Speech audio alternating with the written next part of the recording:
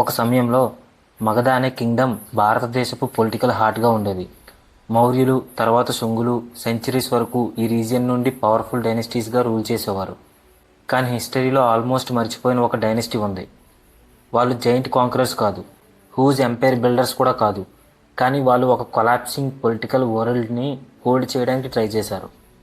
అదే Canva dynasty. కానీ question ఏంటంటే, వాళ్ళు అనుకున్నది సాధించారా? శుంగ డైనెస్టీ ఇంకా అఫీషియల్లీ ఎగ్జిస్టింగ్లో ఉన్నప్పుడే ఎలా మినిస్టర్స్ యాక్చువల్ పవర్ని కంట్రోల్ చేయడం స్టార్ట్ చేశారు? అసలు మగధ ఎందుకు తన పూర్వ వైభవాన్ని కోల్పోయింది? ఈ స్టోరీ కేవలం ఒక డైనెస్టీ గురించి కాదు, ఇది ancient Bharat political transformation story.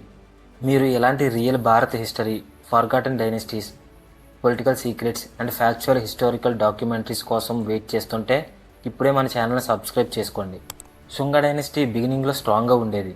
Especially Pushyamitra Shunga and తన ఇమీడియట్ సక్సీసర్స్ టైంలో సెంట్రల్ అథారిటీ స్టేబుల్గా ఉండేది. కానీ జనరేషన్స్ పాస్ అయ్యే కొద్దీ ప్రాబ్లం స్టార్ట్ అయ్యింది. ఎందుకంటే మౌర్యన్ ఎంపైర్ లాంటి centralized administrative structure already weaken అయిపోయింది. రీజనల్ గవర్నర్స్ ఇండిపెండెంట్గా బిహేవ్ చేయడం స్టార్ట్ చేశారు. ట్రేడ్ రూట్స్ మీద కంప్లీట్ కంట్రోల్ లేదు. నార్త్ వెస్ట్లో Indo Greek kingdoms pressure create చేస్తున్నాయి. సెంట్రల్ ఇండియాలో లోకల్ పవర్స్ రైజ్ అవుతున్నాయి. మీనింగ్ ఏంటంటే, థ్రోన్ మీద కింగ్ ఉన్న యాక్చువల్ గ్రౌండ్ కంట్రోల్ స్లోగా రెడ్యూస్ అవుతూ వచ్చింది. ఎగ్జాక్ట్లీ ఈ పొలిటికల్ ఎన్విరాన్మెంట్లో కాన్వాస్ రైజ్ అయ్యింది. Kanva dynasty founder Vasudeva.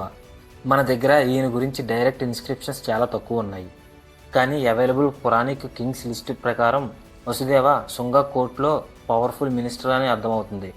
ఇక్కడ ఇంపార్టెంట్ పాయింట్ ఏంటంటే, ఏన్షియంట్ ఇండియాలో మినిస్టర్స్ కేవలం అడ్వైజర్స్ కాదు, వాళ్ళు treasury, military administration, intelligence networks, palace access అన్నీ కంట్రోల్ చేసేవారు. ఎస్పెషల్లీ వీక్ కింగ్స్ టైంలో మినిస్టర్స్ యాక్చువల్ పవర్ సెంటర్స్ అయ్యేవారు. అండ్ అదే కాన్వా రైజ్కి base. Last known Shunga king దేవభూటి.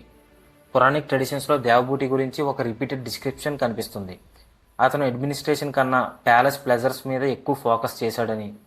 కానీ ఇప్పుడు హిస్టోరియన్స్ ఈ డిస్క్రిప్షన్స్ని కేర్ఫుల్గా ట్రీట్ చేస్తున్నారు. Because many ancient text political బయాస్తో కూడా రాయబడి ఉంటాయి. కానీ ఒక కన్క్లూజన్ క్లియర్గా కనిపిస్తుంది. లేట్ శుంగ స్టేట్ వీక్ అయ్యింది, కోర్టు పాలిటిక్స్ ఇంక్రీజ్ అయ్యాయి, అండ్ మినిస్టర్స్ ఇన్ఫ్లుయెన్స్ పెరిగింది. అండ్ అవుట్పుట్ రిజల్ట్ ఏంటంటే, థ్రోన్ సింబాలిక్గా మిగిలిపోయి యాక్చువల్ పవర్ ప్యాలెస్ నెట్వర్క్స్లో షిఫ్ట్ అవ్వడం స్టార్ట్ అయ్యింది. పురాణిక్ సోర్సెస్ ప్రకారం వసుదేవ కాన్వా ఫైనల్గా దేవభూటిని రిమూవ్ చేశాడు. కొన్నిటిలో అసాసినేషన్ అని మెన్షన్ అయ్యింది, కొన్ని డైరెక్ట్ ఓవర్త్రో అని చెప్తున్నాయి. కానీ స్ట్రాంగెస్ట్ యాక్సెప్టెడ్ కన్క్లూజన్ ఏంటంటే, Shunga dynasty internal palace take over వల్ల ఎండ్ అయ్యింది. ఇది ఎక్స్టర్నల్ ఇన్వేజన్ కాదు, ఇది బ్యాటిల్ ఫీల్డ్ డిఫీట్ కూడా కాదు. పొలిటికల్ పవర్ గ్రాడ్యువల్గా మినిస్టర్స్ హ్యాండ్స్లోకి వెళ్ళడం వల్ల జరిగిన transition. And with that Canva dynasty officially start అయ్యింది. కానీ ఇక్కడ బిగ్గెస్ట్ క్వశ్చన్ ఏంటంటే, ఎందుకు కాన్వా డైనెస్టీ ఇంకొక మౌర్యన్ ఎంపైర్లో అవ్వలేదు? దీనికి ఆన్సర్ సింపుల్ కాదు. By 1st century BCE Bharat political structure already change అయిపోయింది. మౌర్యుల టైంలో సెంట్రలైజ్డ్ ఇంపీరియల్ సిస్టమ్ పాసిబుల్ అయ్యింది, కానీ ఇప్పుడు రీజనల్ కింగ్డమ్స్ పవర్ఫుల్ అయ్యాయి. నార్త్ వెస్ట్లో ఇండో గ్రీక్ కింగ్డమ్స్, వెస్టర్న్ ఇండియాలో లోకల్ పవర్స్, డెక్కన్లో ర్యాపిడ్గా రైజ్ అవుతున్న Satavahana dynasty.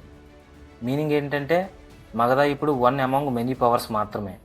Canvas throne capture చేశారు, కానీ subcontinent wide influence build చేయడానికి మిలిటరీ అండ్ ఎకనామిక్ స్ట్రెంగ్త్ సరిపోలేదు. పురాణిక్ కింగ్స్ లిస్ట్ ప్రకారం కాన్వా డైనెస్టీలో టోటల్ 4 రూలర్స్ మెన్షన్ అయ్యారు: Vasudeva, Bhumimitra, Narayana and final king Susharman. వీళ్ళ రూలింగ్ పీరియడ్ కంబైన్డ్గా అప్రాక్సిమేట్లీ 45 years అని హిస్టోరియన్స్ ఎస్టిమేట్ చేశారు. కానీ డైరెక్ట్ ఇన్స్క్రిప్షన్స్ తక్కువ ఉండడం వల్ల ఎగ్జాక్ట్ క్రోనాలజీ మీద కొంచెం డిబేట్ ఉంది. ఇక్కడ మనం ఇంపార్టెంట్ హిస్టారికల్ మెథడ్ అర్థం చేసుకోవాలి. ఏన్షియంట్ ఇండియన్ హిస్టరీ రీకన్స్ట్రక్ట్ చేయడం అంటే సింగిల్ సోర్స్ మీద డిపెండ్ అవ్వడం కాదు. Historians Puranic text, coins, inscriptions, regional records cross compare చేస్తారు. అండ్ ఆ కంబైన్డ్ ఎవిడెన్స్ వల్ల కాన్వా టైమ్లైన్ రీకన్స్ట్రక్ట్ చేస్తారు. కాన్వాస్ వీక్న్ అవుతున్న సమయంలో సౌత్ అండ్ డెక్కన్ రీజియన్స్లో ఒక న్యూ పవర్ రైజ్ అవుతుంది. అదే Satavahana dynasty. Trade routes control చేస్తూ, డెక్కన్ ఎకానమీని డామినేట్ చేస్తూ, మిలిటరీ ఇన్ఫ్లుయెన్స్ పెంచుకుంటున్నారు. పురాణిక్ ట్రెడిషన్స్ ప్రకారం final Kanva ruler Susharman Satavahana expansion వల్ల థ్రోన్ లాస్ అయ్యాడు. మనీ హిస్టోరియన్స్ ఈ ట్రాన్సిషన్ని ఎర్లీ శాతవాహన కింగ్ సిముకా రైజ్తో కనెక్ట్ చేస్తారు. Meaning, Magadha centred political age స్లోగా ఎండ్ అవుతుంది, అండ్ అదే టైంలో డెక్కన్ పవర్స్ రైజ్ అవ్వడం స్టార్ట్ అయ్యింది. మరి కాన్వాస్ లెగసీ ఏంటి? వాళ్ళు అశోక లాంటి వరల్డ్ ఫేమస్ ఎంపరర్స్ కారు, పుష్యమిత్ర లాంటి మిలిటరీ రూలర్స్ కూడా కాదు. కానీ వాళ్ళు ఏన్షియంట్ భారత్లో ఒక ఇంపార్టెంట్ ట్రాన్సిషన్ పీరియడ్ రీప్రజెంట్ చేశారు. మౌర్య సెంట్రలైజ్డ్ ఏజ్ కొలాప్స్ అయ్యాక రీజనల్ పొలిటికల్ వరల్డ్ ఎలా ఫామ్ అయ్యింది అనేది కాన్వాస్ స్టోరీ చూపిస్తుంది. సమ్ టైమ్స్ హిస్టరీలో బిగ్గెస్ట్ డైనస్టీస్ కన్నా ట్రాన్సిషన్ డైనస్టీస్ ఎక్కువ ఇంపార్టెంట్. వరల్డ్ని ఎండ్ అయ్యే మూమెంట్ని రిప్రజెంట్ చేస్తారు. మౌర్యులు భారతదేశాన్ని యునైట్ చేశారు. శుంగులు నార్థన్ పవర్ని స్టెబిలైజ్ చేశారు. కాన్వాస్ ఫేడింగ్ మగధ పొలిటికల్ సిస్టమ్ని ఫైనల్గా హోల్డ్ చేయడానికి ట్రై చేశారు. కానీ అప్పటికే హిస్టరీ వీల్ సౌత్ డైరెక్షన్లో తిరుగుతుంది. న్యూ కింగ్డమ్స్ రైజ్ అవుతున్నాయి, న్యూ ట్రేడ్ రూట్స్ ఫామ్ అవుతున్నాయి, and Bharat political centre change అవ్వడం స్టార్ట్ అయ్యింది. మీ ఒపీనియన్ ఏంటి? కాన్వాస్ వీక్ రూలర్సా, లేదా ఇంపాసిబుల్ పొలిటికల్ సిచ్యువేషన్లో సర్వైవ్ చేయడానికి ట్రై చేసిన ట్రాన్సిషన్ డైనెస్టీయా? కామెంట్స్లో చెప్పండి.